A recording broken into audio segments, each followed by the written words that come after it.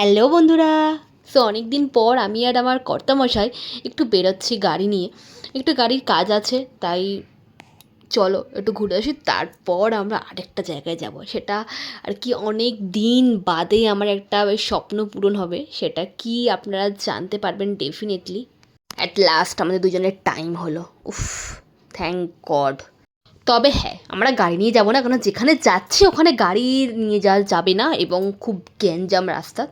দেন আমরা গাড়িটা বাড়িতে রেখে এসে আমার স্কুটি নিয়ে বেরোচ্ছি, কারণ আমার স্কুটি সব জায়গায় ঘোরে।